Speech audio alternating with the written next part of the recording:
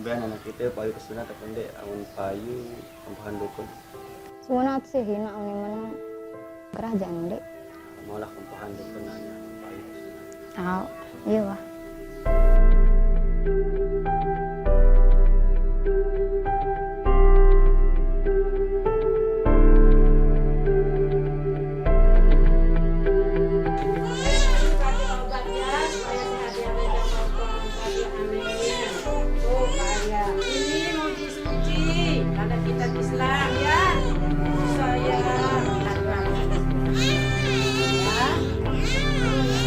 Si dipotong, ambil syaratnya aja sedikit aja, enggak apa-apa.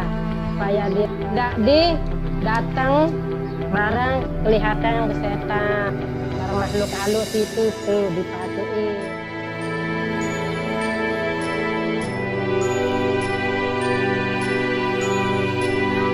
Imam, la haula wala quwwata illa billah.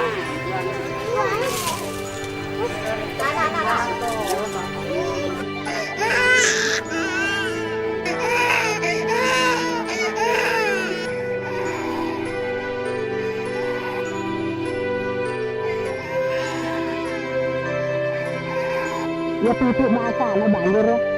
Abot tarak ke sekebi. Agora siguro ano ana rasa. Amun bicara aku beda acara asa. Memang sudah bulan kudu lele lolokan. Semak anak-anak masih muda kita arwano masalah sakit sehat kan biasa no. Dari tambah anak mun produk kesehatan ya.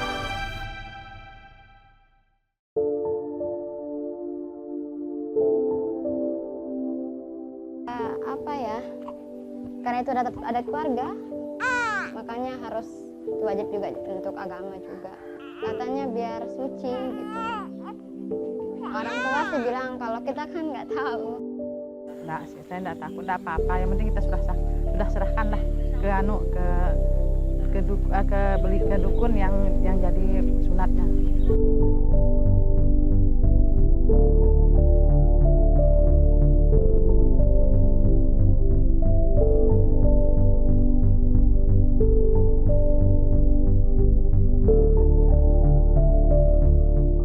Dari sisi kesehatan sudah jelas bahwa khitan pada perempuan tidak memiliki keuntungan sama sekali. Ya. Dan kalau memang kita melakukan sesuatu, maka harus ada orang yang berkompeten, yang memiliki. Contoh kita mau naik mobil harus punya SIM kan? Nah, kalau yang khitan pada perempuan harus ada yang ngajarinnya dulu nih. Ada yang memiliki SIM. Yang ingin saya tanyakan siapa memiliki SIM-nya? Tidak ada. Tidak ada yang memiliki SIM untuk khitan pada perempuan sama sekali. Mau bidan kah? Saya waktu itu pernah undang rapat IBI, mereka itu tidak memiliki SIM. Perawat juga tidak ada, dan dokter umum, dokter spesialis pun tidak ada. Kalau pada hari ini dibuktikan bahwa khitan perempuan itu membahayakan, karena kan pengetahuan terus berkembang, maka tidak lagi bisa disebut sebagai makrumah. Dan ini kalau para ahlinya sudah mengatakan itu berbahaya karena fungsi reproduksinya begitu kompleks, dampaknya juga membahayakan perempuan, maka ini memang sudah waktunya harus dicegah. Karena prinsip di dalam Islam itu, sesuatu yang membahayakan harus dihapuskan. Meskipun itu tindakan yang sama ya, bagi laki-laki bermanfaat silakan, hukumnya mungkin berbeda. Tapi kalau itu berbahaya bagi perempuan, maka hukumnya juga harus berbeda dan dilarang. Kita potong daerah situ tanpa pembiusan, tanpa pembersihan dengan betadin atau kita lakukan antiseptik dulu, maka pasti terjadilah infeksi. Ya. Yang kedua, perdarahan. Yang ketiga, bagian yang terluka akan menjadi membengkak. Yang keempat, kalau memang seandainya ini tidak tertangani, akan bisa jatuh ke shock. Fase tubuh itu masuk ke shock dan bisa meninggal. Terbukti pernah meninggal. Khitan pada perempuan tidak memiliki keuntungan dari sisi medis. Kita yang harus menyepadankan seperti apa praktek khitan yang mukramah itu secara medis itu apa. Nah, yang menerjemahkan mukramah itu sebenarnya medis sesungguhnya, bukan asumsi tiap orang. Terlepas dari agama, di beberapa tempat kadang-kadang menerjemahkan agama itu lebih sadis dari melaksanakan budaya lebih sadis daripada menjalankan agama itu sendiri. Pesan agama cuma hanya disentuh, tapi tradisi dan budaya itu sampai dipotong-potong. Jadi yang dilakukan itu bukan agama sesungguhnya.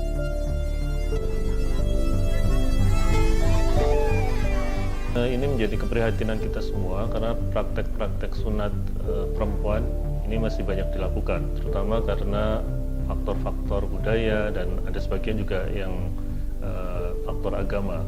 Nah, tentu ini menjadi keprihatinan kita karena memang ini juga sebenarnya bagian atau bentuk-bentuk dari kekerasan yang terjadi di masyarakat.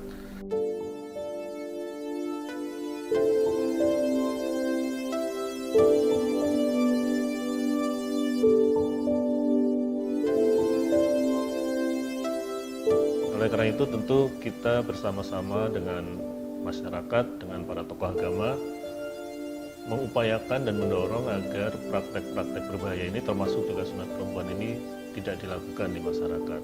Dan kita tentunya menggandeng berbagai tokoh agama dan tokoh masyarakat dalam melakukan sosialisasi kepada masyarakat. Alasan kenapa ada yang melakukan sunat perempuan dan kenapa tidak.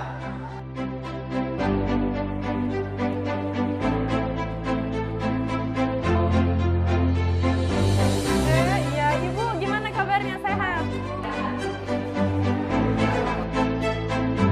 Tapi kalau dilakukan sirkumsisi pada perempuan itu nanti kedepannya itu tidak bagus buat diri sendiri. Hanya sekarang saya sudah tidak mau lagi menyunat bayi perempuan karena resikonya sangat terlalu besar dan sudah tidak ada manfaatnya sunat itu. Apakah Bapak Ibu yang punya anak perempuan ini disunat atau tidak? Tidak ya.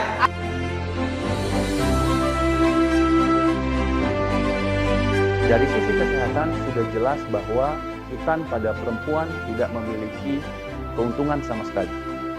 Gitu. Jadi kalau memang melakukan khitan pada perempuan itu sebaiknya ditinggalkan. Pada tokoh agama saya mengharapkan untuk mempertimbangkan kondisi khas perempuan secara biologis dan itu berbeda sekali dengan laki-laki sehingga kemaslahatan untuk perempuan tidak boleh menjadikan laki-laki sebagai standar tunggal.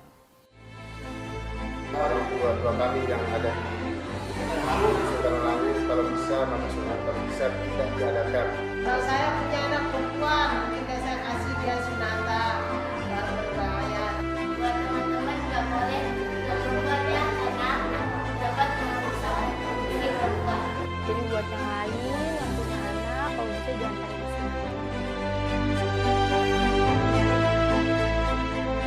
Mari kita hentikan sunat perempuan karena tidak ada manfaatnya juga pada anak-anak perempuan, tidak memberikan manfaat dan juga bisa melukai pada anak-anak kita, bisa menimbulkan dampak-dampak yang merugikan pada anak-anak kita dan tentu ini tidak kita inginkan pada anak-anak perempuan kita.